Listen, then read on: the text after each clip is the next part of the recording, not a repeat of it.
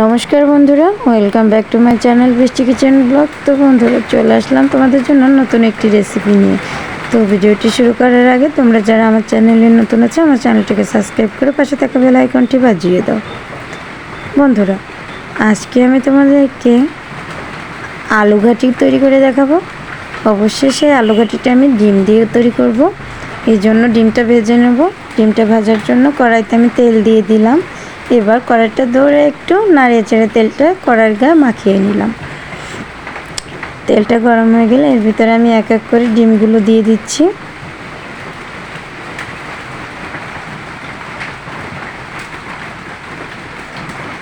তো ডিমটাকে একটু নাড়িয়ে দিয়ে এর ভিতরে দিয়ে দেব নুন এবং হলুদ।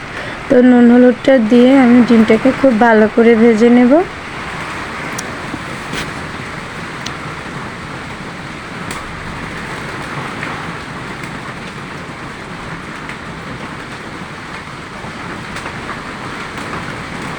তো বন্ধুরা, আমার ডিমটা কিন্তু ভাজা প্রায় হয়ে গেছে।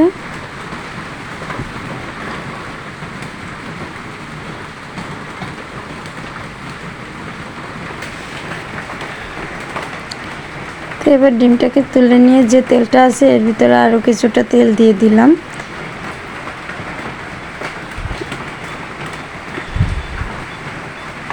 এবার তেলটা গরম হয়ে গেলে এর ভিতরে দিয়ে দিচ্ছি গোটা জিরে, দিয়ে দিব দুটো তেজপাতা,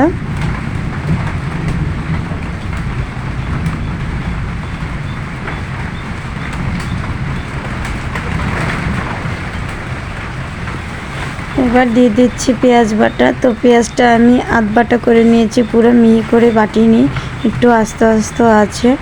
তো কুচু পেঁয়াজটা একটু হালকা বেটে নিয়েছি আর দিয়ে দিলাম রসুন বাটা। এবার এগুলোকে ভালো করে ভেজে নেব, যাতে করে পেঁয়াজ এবং রসুনের কাঁচা গন্ধটা চলে যায়।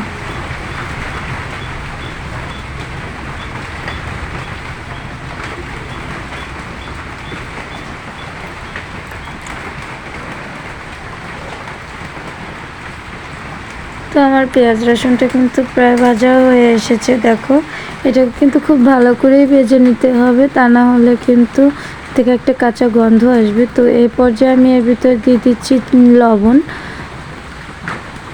তো পরিমাণ মতো লবণ দিয়ে এটাকেও কিন্তু মশলার সাথে ভালো করে মিশিয়ে নিচ্ছি, যাতে করে পেঁয়াজটা খুব তাড়াতাড়ি ভাজা হয়ে যায়। এরপরে আমি এর ভিতরে দিয়ে দিলাম সামান্য জল।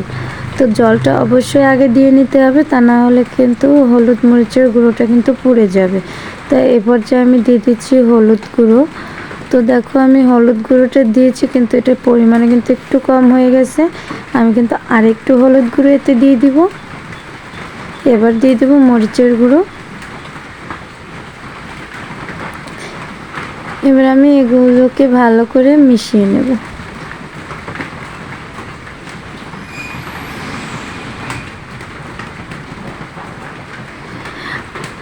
তো বন্ধুরা, আরও একটি মশলা আমি এখানে দিয়ে দিচ্ছি। এখানে আমি কিন্তু রেডিমেড রাঁধুনি যে রোস্ট মশলা আছে, সেই রোস্ট মশলাটা দিয়ে দিলাম, কারণ এতে অনেক প্রকারই মশলা অ্যাড করা থাকে, যাতে টেস্টটা অনেক ভালো আসে।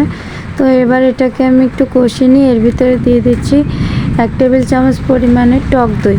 অবশ্যই এই রান্নাটায় টক দই দিতে হবে, তা না হলে কিন্তু পুরোপুরি টেস্টটা আসবে না। তো আমি টক দইটা দিয়ে নিয়ে এটাকে কিন্তু ভালো করে কষিয়ে নিব। তো দেখো, আমার এটা কিন্তু হয়ে গেছে। আর এই যে দেখতে পাচ্ছ যে আমি সিদ্ধ আলু নিয়েছিলাম, সেই সিদ্ধ আলুকে আমি একটা গ্রেটারের সাহায্যে গ্রেট করে নিয়েছি। এবার এই আলুটাকে মশলার সাথে ভালো করে মিশিয়ে দিব আর চামচের সাহায্যে একটু থেতলে নিব, যাতে করে এটা ঘন একটা ব্যাটারের মতো তৈরি হয়ে যায়। তো দেখো, এ পর্যায়ে কিন্তু আমার আলুটা মেশানো হয়ে গেছে মশলার সাথে খুব ভালো করে।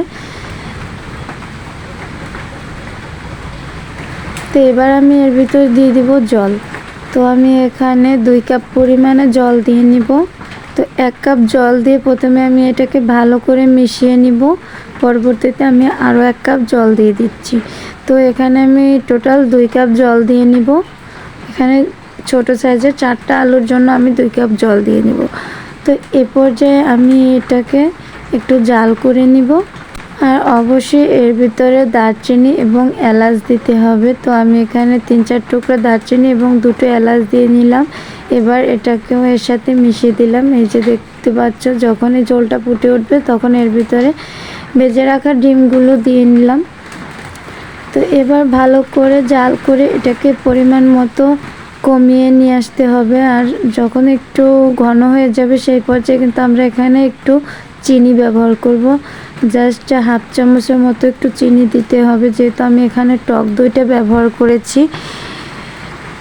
তো আমার এটা কিন্তু হয়ে এসেছে, তো তোমরা দেখতে পাচ্ছ।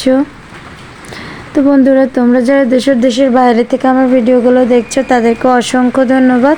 আর তোমরা যারা আমার চ্যানেলে নতুন আছো, আমার ভিডিওগুলো দেখছো, তাদেরকেও অসংখ্য ধন্যবাদ। আর আমার ভিডিওটি ভালো লেগে থাকলে অবশ্যই লাইক, কমেন্ট, শেয়ার করো। আর যারা এখন পর্যন্ত আমার চ্যানেলটিকে সাবস্ক্রাইব করে না, অবশ্যই আমার চ্যানেলটিকে সাবস্ক্রাইব করে দিই। তো সবাই ভালো থাকো, সুস্থ থাকো, এই কামনা করে আজকের ভিডিও এখানেই শেষ করছি। দেখা হবে তোমাদের সাথে নতুন কোনো ভিডিও বা নতুন কোনো রেসিপি নিয়ে। তো দেখো, আমার ডিমের আলু ঘাটি একদমই রেডি হয়ে গেছে। এটি খেতে কিন্তু অসম্ভব টেস্টি।